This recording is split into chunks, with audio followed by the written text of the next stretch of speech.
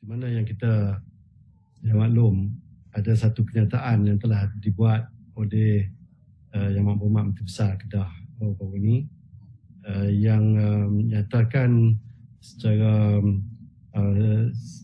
secara umumnya bahawa atas sebab keputusan Kerajaan Pakatan Harapan sebelum ni untuk menghentikan aktiviti pembalakan di khususnya hutan simpan Ulu Muda, maka kerajaan negeri terdedah kepada tuntutan pampasan dan dikatakan bahawa tuntutan pampasan ini berjumlah 1 bilion ringgit. Itu pagi kemarin ada hari Selasa, minta maaf. Jadi hari Selasa tu petang tu kita dengar berita ni. Lepas tu masuk pula hari Rabu lepas mesyuarat Exco dalam satu sidang media, angka tu meningkat pula menjadi 1.5 bilion ringgit. Jadi tambahan 500 juta ringgit dalam tempoh 24 jam.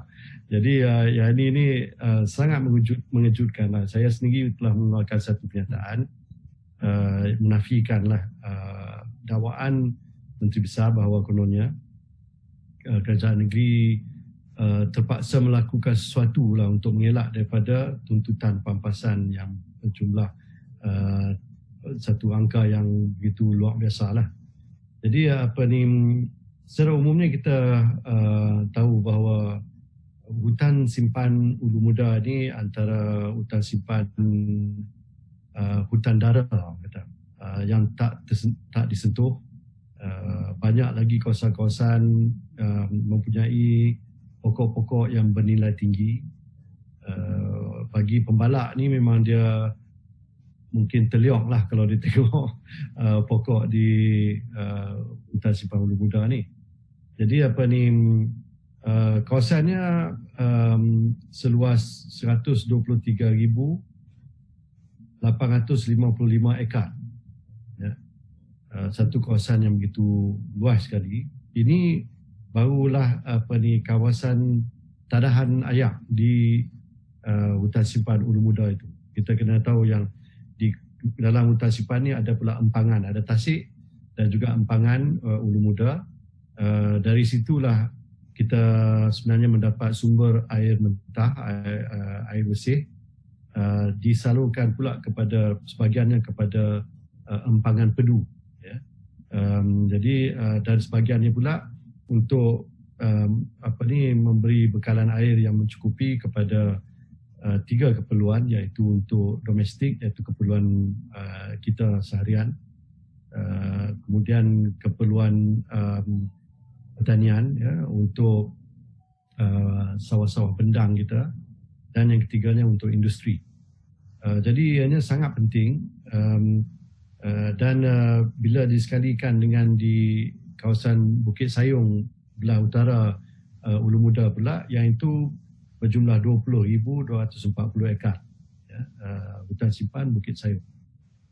Jadi ianya satu kawasan yang sangat bernilai, ya, bukan hanya dari segi nilai mata wang, nilai wang, duit ringgitnya, tetapi nilai dari segi flora dan fauna, dari segi keindahan alam sekitar, ya, dari segi biodiversity. Ini sangat penting.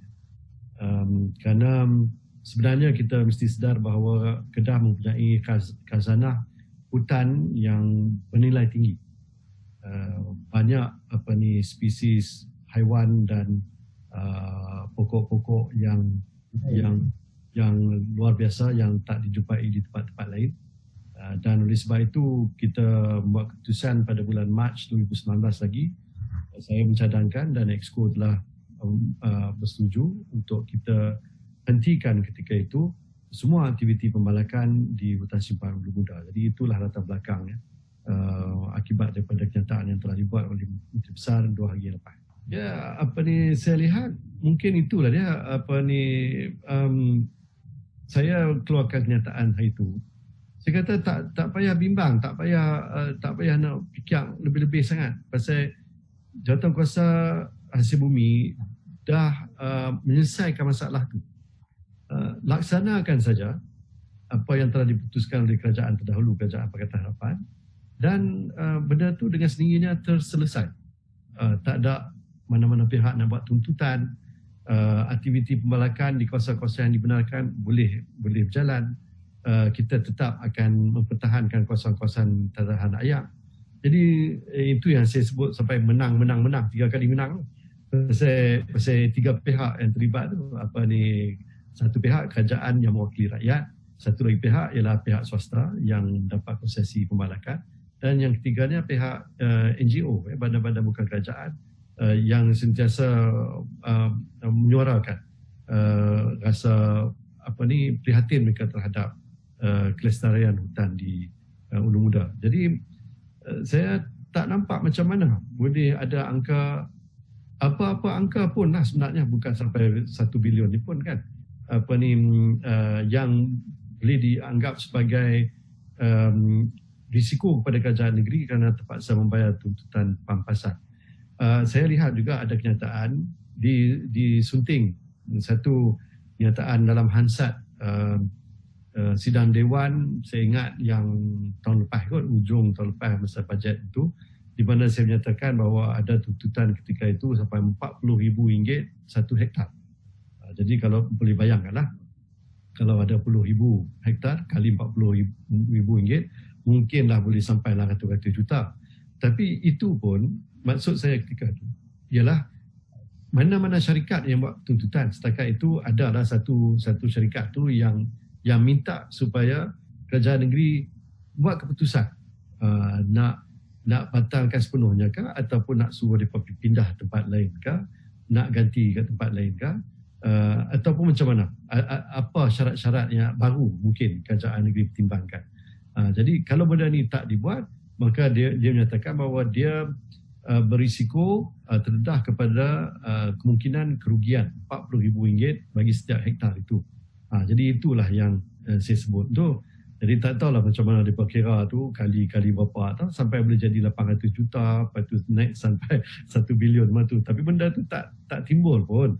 Yang saya sebutkan hari tu adalah 1-2 syarikat. Tapi setakat ini dengan keputusan yang telah kita buat 2-3 minggu yang lepas, benda tu dah tak berbangkit. Syarikat yang dulu buat tuntutan pun dah tarik balik. Dia kata tak apalah, kalau macam itu kami setuju, kami sangat senang hati dengan keputusan kerajaan negeri Pakatan Harapan ketika itu. Jadi tak timbullah soal tuntutan tu. Jadi memanglah saya pun risaulah bila saya dengar kenyataan tu, macam seolah-olah nak menghalalkan, nak mengiyakan tindakan untuk membalak di kawasan-kawasan yang baru. Saya juga sebut dalam kenyataan saya, kita ni tertakluk kepada had tertentu, lebih kurang 3,300 hektar ataupun ekar, minta maaf, setahun. So kuota tu dah terpakai dah, tak ada lagi dah amalan terdahulu daripada kerajaan dulu lagi lah, sebelum PH lagi, ialah dia mengeluarkan kuota ni bukan untuk tahun tu saja, tapi tahun depan, 2 tahun selepas ni, 3 tahun selepas ni. Saya ingat 8 hingga 10 tahun ke depan pun kita dah habis kuota. Kita dah tak boleh dah meluluskan lesen ataupun konsesi baru kepada mana-mana pihak. Yang kita dah buat sekarang ni ialah nak perhabis apa yang dah kita keluarkan sebelum ni. Sampai tu yang Menteri Besar pun kata ada hak 5 tahun, ada hak 8 tahun, 10 tahun dulu punya pun tak buat lagi. Yang tu yang kita nak perhabis. Jadi tak bolehlah timbul keadaan di mana nak bagi konsesi baru. Yang itu kalau berlaku, ini terang-terang melanggar peraturan yang telah ditetapkan oleh kerajaan pusat, dan kerajaan negeri memang akur kepada keputusan itu. Saya sebenarnya masih lagi rasa bimbang, macam yang Dato' Mak sebut tadi, macam seolah-olah ada satu niat di sebalik kenyataan-kenyataan ni untuk memulakan balik aktiviti pembalakan secara yang berleluasa. Satu kaedah yang saya rasa mereka akan gunakan ataupun sedang memikirkan ialah untuk buat ladang hutan. Ladang hutan ni, yang ni pun satu hal juga. Pasal dia akan kena pasti satu bidang tanah yang luas, berapa ratus hektar ke berapa ribu hektar ke. Lepas tu dia potong rata, apa istilahnya, cuci mangkuk. Jadi tak ada satu batang pokok pun akan berdiri. Semua sekali potong. Jadi kayu yang mahal pun dia ambil, kayu yang murah-murah, yang kecil-kecil ni pun semua tu potong. Kononnya atas alasan nak pergi tanam balik. Nak tanam balik ni, kalau pokok kayu ni ada 7 jenis pokok kayu yang dibenarkan oleh Kerajaan Persekutuan untuk ditanam, macam merbau ke pokok kempas ke, saya ingat kayu getah kelon pun boleh kan. Jadi pokok-pokok macam ni tak boleh, Tuan Sri. Ya? Musangking tak boleh. Musangking tak boleh, durian tak boleh. Satu kan ada kontroversi sebelum ni kan. Jadi semua jenis pokok-pokok ni nak ditanam balik. Tapi apa yang berlaku dulu lah ialah kerja-kerja cuci mangkuk ni dibuat, tanah tu habis ditarah kata sampai rata lah, dia cerah kata. Kemudian aktiviti penanaman semula tu tak dibuat. Bila tak dibuat ni, kadang-kadang kerja-kerja teres dibuat tapi tak ditanam balik. Jadi bila hujan ni, dia air melimpah ni habis, dia mencemarkan sungai, dia jadi bah di kampung-kampung yang terletak berdekatan dan macam-macam masalah macam tu lagi. Jadi saya ingat antara yang dibangkitkan oleh 1-2 orang ni mengenai kerajaan Pakatan Harapan sebelum ini pergi tanam pokok durian tu pada. Jadi saya nak terangkan, ini adalah dalam kawasan-kawasan yang awalnya dulu dikenal pasti sebagai kawasan ladang hutan, tapi dicerahkan, tak ditanam dengan 7 spesies pokok yang sepatutnya. Jadi kerajaan kami ni, kita buat keputusan, kalau tak tanam, dia sampai bila-bila. Bila hujan saja, tanah tu terhakir, dia akan mencemar sungai, dia akan merosakkan kampung-kampung, selut masuk bendang, tanah masuk bendang dan macam-macam lagi lah. Jadi kesian dekat orang kampung. Jadi kita pergi tanam lah. Jadi isu yang timbul tu, syarikat yang telah diberi kebenaran untuk menanam, dia tak tanam antara 7 pokok, tapi dia pergi tanam pokok durian. Dan pokok durian ini tentulah ada hasil sebab ekspor durian ke China itu memang meningkat. Ini satu sumber pendapatan yang sangat besar. Tapi masalahnya ialah pokok durian itu tak diiktiraf sebagai pokok hutan. Jadi bila dah tanam, kita nak tebang balik itu dah tak boleh. Kita kata okey, cukup setakat tu. Hanya 20% dalam kawasan tu yang dah ditanam. So berhenti, yang selain 80% ni hanya boleh tanam pokok hutan yang daripada 7 spesies yang telah disenaraikan oleh Kerajaan Pusat. Jadi itu tindakan yang telah kami ambil untuk memulihkan tanah itu yang telah dicerahkan oleh kerajaan-kerajaan terdahulu. Jadi saya bimbang kaedah yang sama akan digunakan oleh kerajaan sekarang ini untuk membuka kawasan-kawasan yang akan disenaraikan sebagai kawasan ladang hutan. Jadi ini pun satu peluang lah. Ditebang habis semua, cerah, lepas itu buat teres, kononnya nak pergi tanam balik lah. Tapi yang itu akan timbul lagi banyak masalah lah kepada masyarakat kita, pencemaran sungai dan sebagainya akan berlaku. Kita mendapat pandangan daripada pelbagai pihak, antara lain daripada masyarakat yang duduk berhampiran dengan kawasan Ulu Muda. Kemudian juga pandangan pakar daripada NGO yang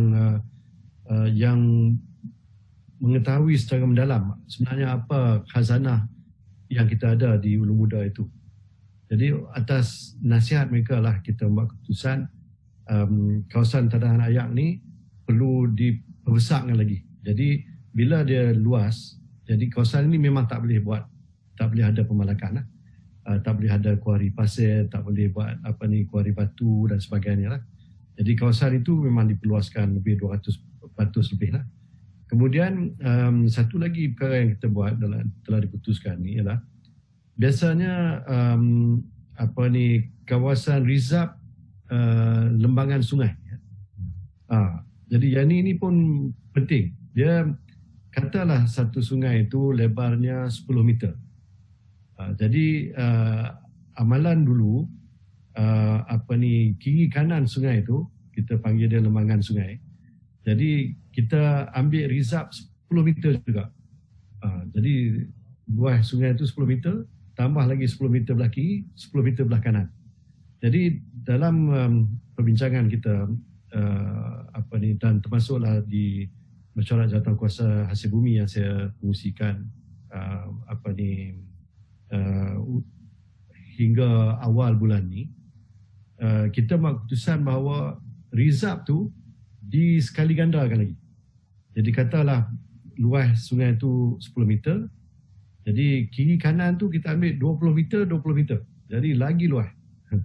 Jadi maksudnya dalam kawasan reserve ini tidak boleh ada sebarang aktiviti pembalakan.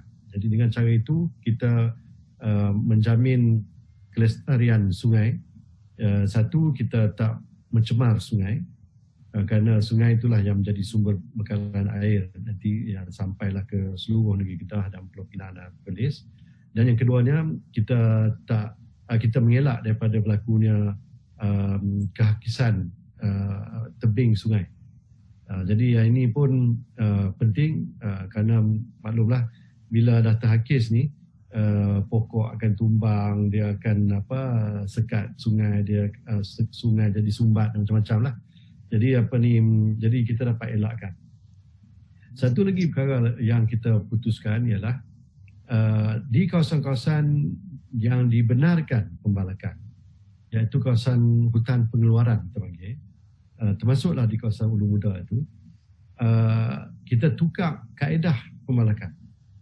Dulu ni kaedahnya ialah untuk masuk ni yang awal-awal sekali dicam, dia guna istilah mengecam, bukan mengecam yang nak maki habung tu tak, tetapi nak mengecam satu kawasan tu, dia cam satu kawasan, dia kenal pastilah satu kawasan tu. Jadi kemudian dibuat apa yang dikenali sebagai tagging. Tagging ni maksudnya dia cari pokok-pokok yang dia punya lebar ataupun diameter pokok itu melepasi satu minima. Jadi pokok ini boleh ditebang untuk tujuan pembalakan. Jadi di tag ni kadang adalah dia pasang diikat satu tag kat situ.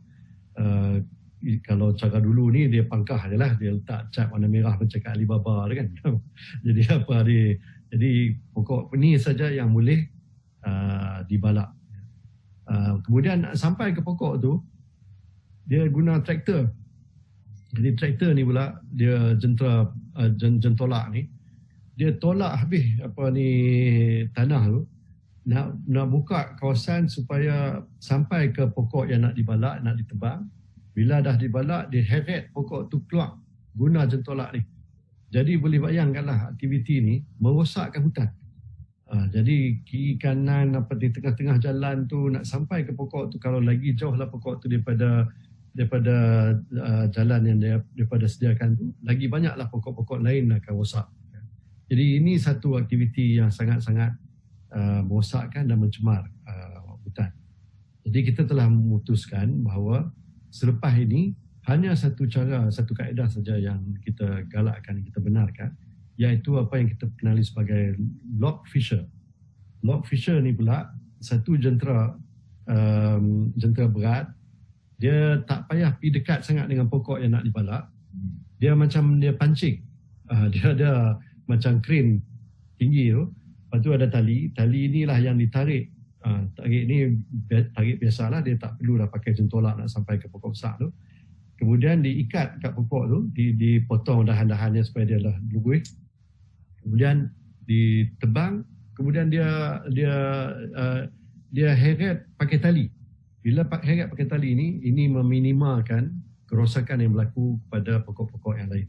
Jadi ini cara yang lebih lestari lah. Orang kata banyak negeri dah mula menggunakan kaedah ini. Ianya diiktiraf sebagai satu kaedah yang lebih berkesan dalam soal nak menjaga, nak memelihara hutan.